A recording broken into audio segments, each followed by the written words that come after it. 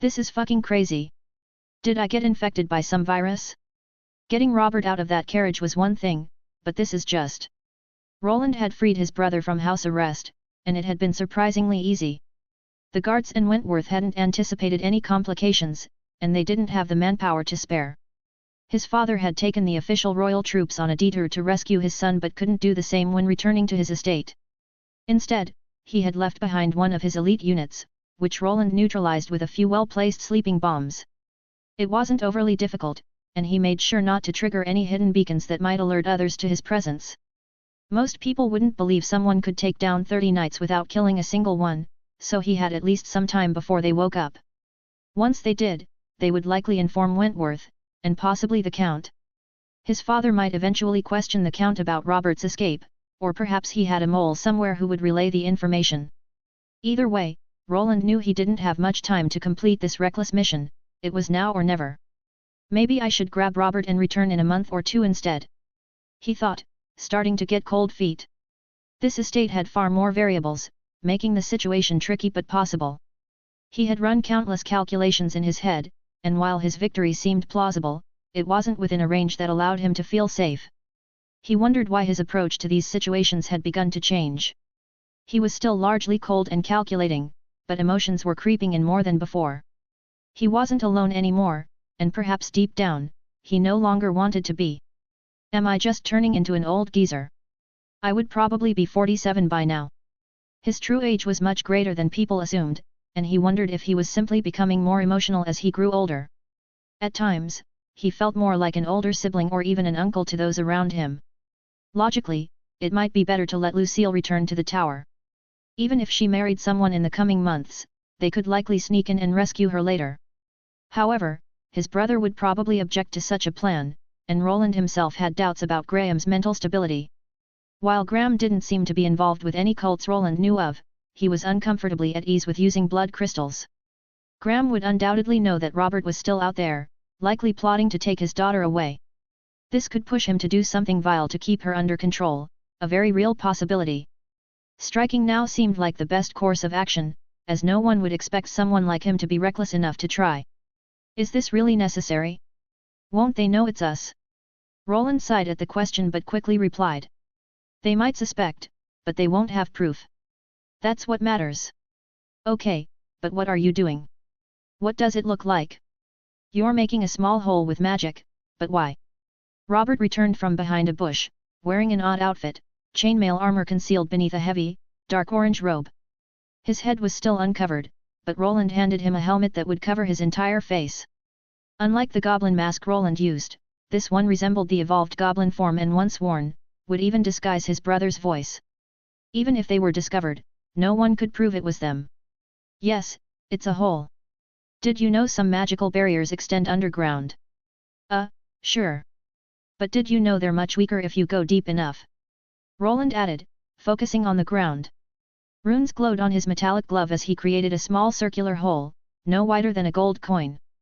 He fed a cable through the hole, extending it from his spatial rune, slowly snaking it downward and then upward until it surfaced a few meters away.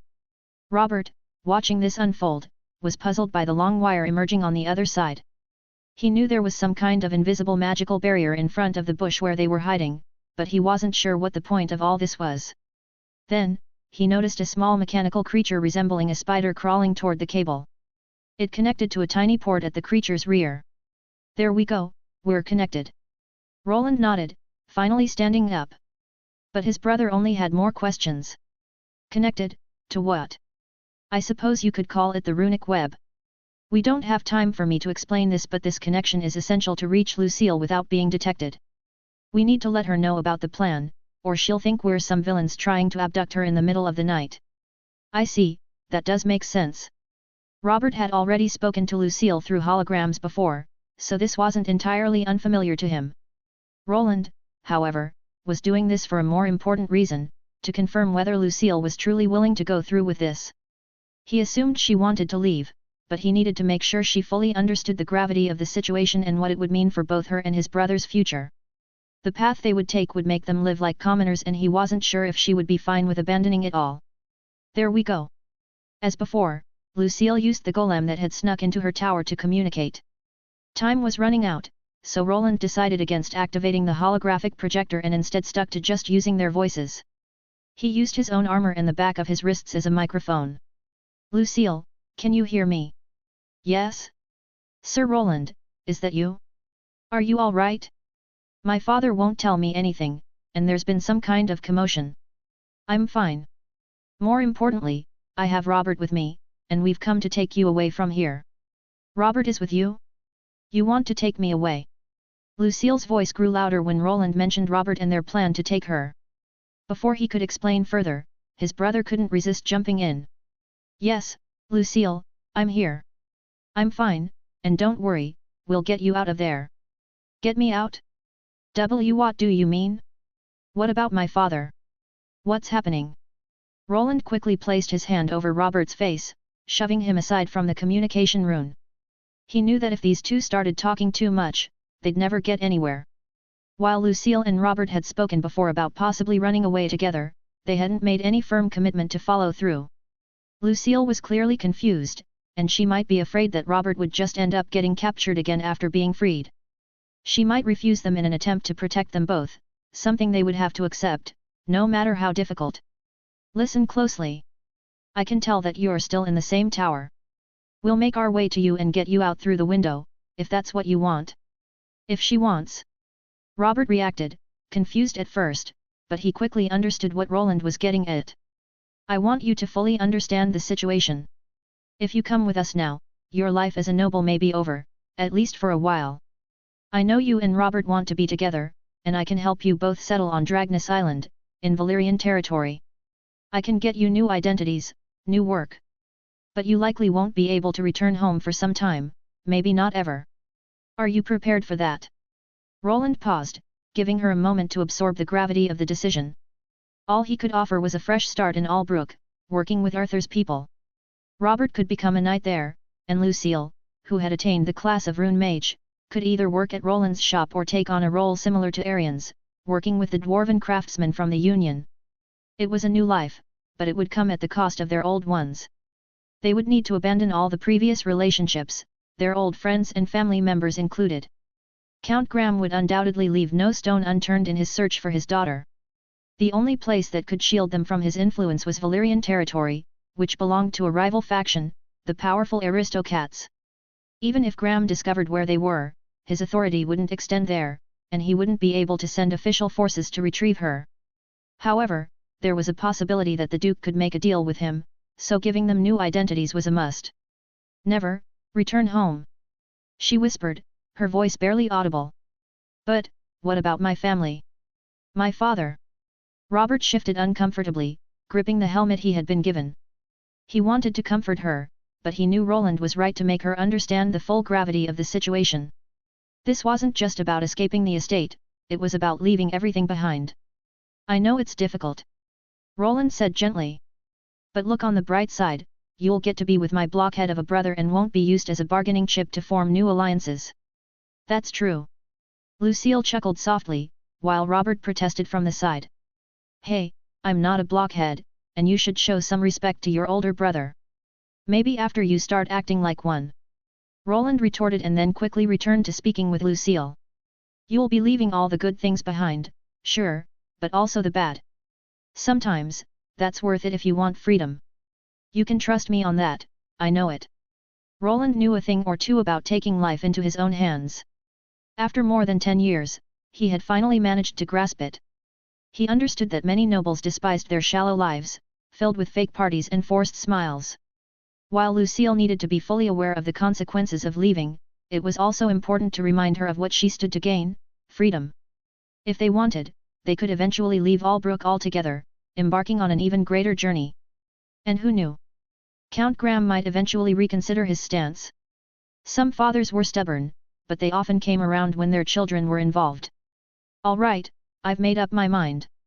After a little pause, Lucille finally made a decision. "What will it be then?" Roland asked, fully prepared to turn this ship around. If she refused, then getting Robert back to his father wouldn't be much of a problem and he could resume his life as if he was never rescued in the first place.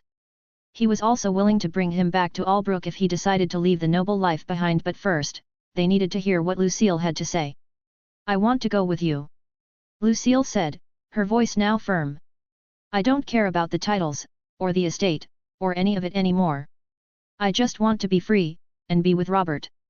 There was a long silence as Roland let her words settle. He knew the weight of her decision. For her, this wasn't just an impulsive escape, it was a final severing of ties with the life she had been born into. Understood. Roland finally said, his voice steady.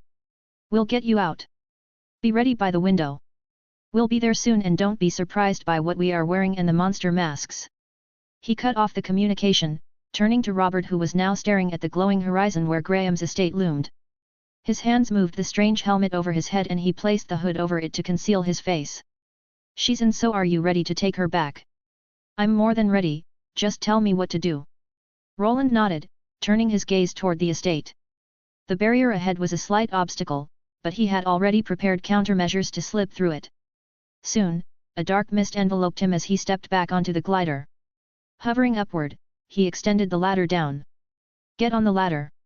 You'll be the one keeping Lucille from falling. The glider wasn't designed to carry many people, and the ladder had been hastily rigged together. Robert would have to hold on tightly, both to the ladder and to Lucille, as they made their escape.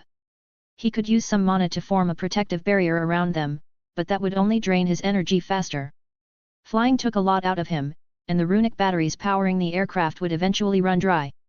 Slowly, the two ascended into the air, their forms cloaked by several layers of concealment spells. They moved cautiously, avoiding any noise. As the glider rose toward Lucille's tower, Roland remained hyper-aware of his surroundings. They had slipped through the barrier undetected, but the estate was still crawling with knights and guards. Any wrong move could spell disaster. Luckily, most people were distracted by the recent duel and not fully paying attention to Roland's foolhardy plan. Roland hovered close to the tower where Lucille waited, ensuring the glider maintained altitude and stability despite the added weight of Robert on the ladder. It was quite late at night but some people were still shuffling around. The estate below was quiet, but tension crackled in the air as if the whole place could wake up at any moment. Roland maintained focus on the glider, making sure it flew in the exact motion he wanted. There were several hot spots close to mages that he needed to avoid. He made sure to do it slowly and eventually, they arrived at the tower window. Sir Robert, Sir Roland, is that really you? Yeah, not take a step back, I'll make the opening larger. The tower had been built to contain mages like Lucille. It featured several layers of magical defenses, and while blasting a hole in it was possible, a silent approach was far more prudent. For now, Robert hung from the ladder below, while Roland faced the small window. From within his robe, he pulled out a large rod. It had a grip at the back, but was otherwise a plain black shaft edged with runes. When Roland channeled magic into the grip, a bright light flared from its tip, melting the stone of the tower as he worked to enlarge the opening. Robert recognized the intense flame as it was the same one that had sliced through the thick ceiling of the carriage. They were enveloped in a thick mist that concealed the glow, and Roland wielded the device with trained precision. It had been designed specifically to avoid triggering any mana signatures. Using it, he could widen the window without setting off the tower's defenses, just as he had when rescuing his brother. The rock proved easier to cut through, and soon, Lucille stepped back as a large chunk broke free and fell away. As always, the surrounding mist muffled all sounds, creating the perfect conditions for a silent escape. Roland gave her a nod before gliding upwards, giving her and Robert a moment alone. Even without words, Lucille somehow always knew which brother was which. The instant Robert came into view, her eyes filled with tears, and she sprinted forward without hesitation. Lucille rushed forward, her movements were filled with urgency, driven by emotions she'd been suppressing for far too long. Robert extended his arms, gripping the ladder tightly with one hand while he reached out for her with the other. She leaped into his embrace without hesitation, clinging tightly to him, her tears now streaming down her face. There was no need for words in that moment, their reunion, after everything that had transpired, was enough. Everything was going smoothly as Roland nodded, signaling that it was time to move away from the tower. Yet, in all his careful calculations, he had overlooked one detail, the sheer volume of tears his future sister-in-law could produce. Her face was drenched, tears spilling down her chin and, to his horror, right towards a patrolling knight below. Roland tried to use his mana to halt the tears' descent, but by the time he noticed, it was already too late. A drop of salty liquid splashed onto the man's helmet as he took a moment to relieve himself in the bushes. This wasn't just any knight, but a Tier 3 class holder, entrusted with the important task of watching over the young lady. The subtle vibration of the droplet striking his armor caught his attention instantly. He glanced up, focusing on the source of the disturbance. His eyes narrowed as he spotted something strange. A dark fog hung in the air, obscuring his view of whatever lay beyond. The longer he stared, the more he realized something was amiss. The fog didn't belong there and his instincts told him that something wasn't right. Eventually, his gaze caught a hint of movement within and prompted him to shout out. Intruders! Why can't it be Plan A for once? Roland sighed as the man started shouting, his multiple minds already working on switching to Plan B and getting them out of there alive.